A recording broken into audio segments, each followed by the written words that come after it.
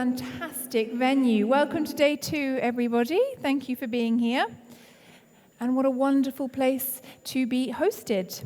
So I'm very pleased to be taking on the first short session of the day. We're going to keep it quite brief just to allow time for the schedule.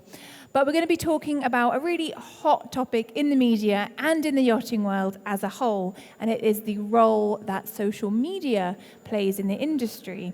And with me, joining me on stage, I have probably the perfect person to talk about this, someone with a following of almost 1 million, I think, something like that. And it is Alex Jimenez. Please join me on stage, Alex.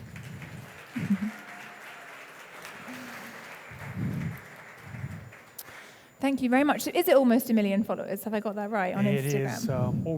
Overall, it's over 1 million. Overall, over 1 million. So that's really quite something. So how did that all come about? Because I guess to have such a following, you must have started quite early. So what gave you the idea to kind of start posting content? I did. So back in 2011, Instagram had just started, and I had already been on this journey of wanting to own a yacht. But in 2011, it was a pivotal time. We were at a boat show, and I ran out of storage in my phone, and my brother said, download that app, Instagram, and you can use it as a photo album. And I'm like, oh, that's a great idea. And that's exactly what I did. Instagram handle took off, and next thing you know, I'm the Yacht Guy. You are the Yacht Guy, that's it. So was it really just, like, you were just using it as a photo album? It wasn't like polished shots of yachts, it was just you taking pictures of the things you saw? Actually, it was me taking pictures of pictures in magazines. So the photos weren't even mine. They were photos of Jeff Brown, who, by the way, ended up reaching out to me and saying, hey, those are all my pictures. Where are you getting these from? You know, and I'm like, I just use it for inspiration. I didn't intend on becoming a personality or influencer, as they say. Okay, so it really started very organically. And can I ask, I think a lot of people in this room might relate with the feeling a little bit, not embarrassed, but a bit like they don't want to put themselves out there on social media. Did you feel that at first, or not really? Well, for me, it wasn't about me. It was more about the yachts. It's always been about the yachts. But eventually, a few friends have coaxed me into saying, hey, look, you got to put a face behind the brand, and you are the Yacht Guy, so there needs to be a guy. So eventually in 2014, 2015, I started taking more photos of myself and including myself into these videos. Okay, yeah, there needs to be a guy. There needs to be a guy. And I guess now, obviously, you're posting lots of different types of content, and the real key thing that I've learned about social media is you have to be capturing some kind of emotion, right? So How do you kind of convey that emotion? How do you convey the storytelling element of yachting? I think a lot of people already do it well. I didn't think I needed to reinvent the wheel. And the whole purpose of video or content creation is selling the dream, right? The yacht sells itself, the location sells itself. Now you just have to put them together and show how you're selling a dream. You know, I want to be there, right? So I could show you a picture of a beach, I could show you a picture of a yacht. They don't do anything. But if you show some movement and you show someone enjoying that, you do it very well, by the way. You're selling more of a feeling. Thank you. Yeah.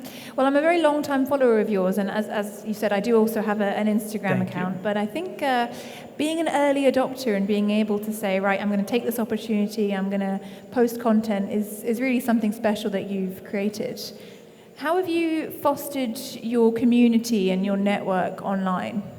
I've been fortunate, that we've met a lot of people in the industry, a lot of great people, like the people that are here, and made some great relationships, as well as with owners, and built those relationships with owners and builders and designers. And while so many influencers or personalities today are focused on, I want to get more followers, for me, it's always been building relationships with people within the industry and people who love yachting. So while my page isn't 50 million, I don't care. The number for me, it's never been how many followers I can get, but how many great relationships I can foster through my social media. Yeah, that is the key thing. Those relationships are the critical thing. And I notice you keep using the word personality. So you say influencer, personality. I think maybe the word influencer divides people a little bit. Maybe some people in this room hear the word influencer and they think, I think you said this earlier, like a young, kid selling a product, selling a lipstick or whatever.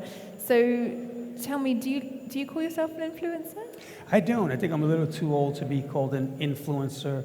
And I think the terminology really applies to the younger group, the younger demographic that's out there like, hey, my name is Barbie, and today I'm playing with this water. Today you should drink it, right? Where for me it's more, hey, I'm Alex Jimenez.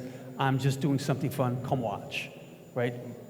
You can't buy a yacht, but I can show you what it's like to be on a yacht. Okay. So it's more of a personality than an influencer, actually. Okay.